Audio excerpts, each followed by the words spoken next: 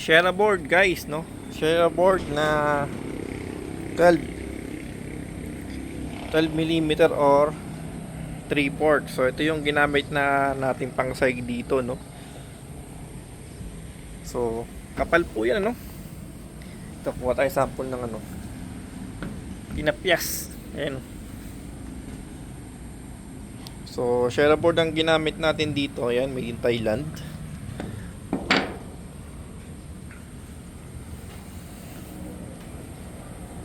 Ano. So ito po yung ating pinaka-frame dyan, mga GI tubular. Tapos ito yung ginamit natin pang sahig. Ayan. Ito po yung ating update sa ating pinapagawa, ano.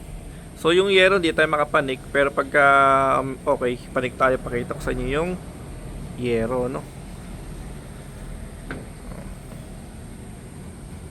Tapos guys, dito no, yung metal wall cladding na wood type design, nilagyan siya ng 10 mm na insulation, no, parang sa yero din sa ibabaw.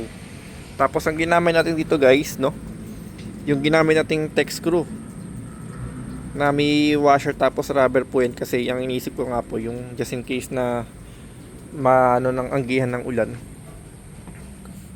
At the same time, galvanized po siya, so hindi kakalawangin, yun ang sabi. Pero hopefully hindi siya kalawangin, no, unlike the rivet na kanina ginagamit nila, nakikita ko. Yan. So ilang muna update natin ngayon, no. Update ko pa po sa na araw. So hindi ko po kayo inano na step by step na paggawa, kasi hindi po tayo naggagawa. So in-upload lang po natin yung natatapos natin dito sa ating pinapagawang project. Since hindi naman po tayo worker, construction worker or welder or ano naman, hindi ko na po kayo pinakita kung paano mga siya ginagawa o binubuo. So yun lang guys, thank you for watching po, no. Update ko na lang po kayo sa susunod na araw.